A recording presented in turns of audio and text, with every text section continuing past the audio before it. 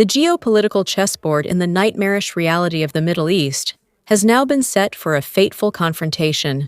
Iran, directly trapped in internal collapse and external siege, is launching threats that reek of death. Mohammed Khalibaf made it clear that any American intervention would turn Israel and United States bases into legitimate slaughterhouses, announcing a regional disaster with no return. At the same time, Donald Trump is fueling the fire, warning of harsh retaliation in case of a bloody crackdown on the protesters. Israel, on high alert, is waiting for the inevitable. While the people of Iran are bleeding in the streets, the regime, blinded by the need for self-preservation, chooses the path of absolute violence. Summary trials and executions are no longer a threat, but the only language known to a regime that is on its last legs.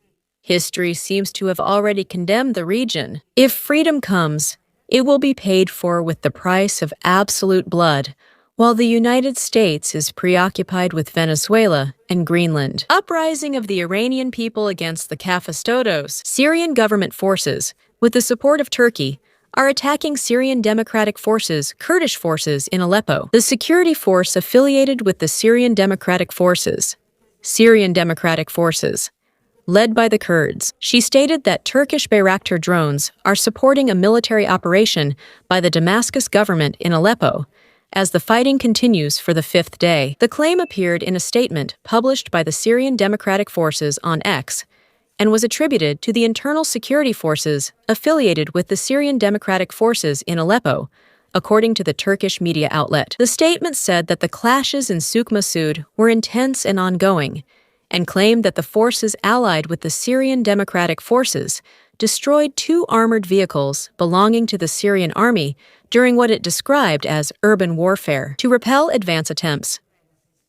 On Friday, Turkish Defense Minister Yesar Güler welcomed the Syrian army's operation in Aleppo, and he stated that Turkey considers Syria's security as its own and supports Syria's struggle against those it described as terrorist groups. Since then, Syrian security forces have taken control of Astrafigia and Bani Zaid and began deploying on Saturday in Sheikh Masoud, with at least 22 dead and more than 140,000 displaced. Thank you for watching us. To be the first to receive all the latest updates, like and subscribe to our channel.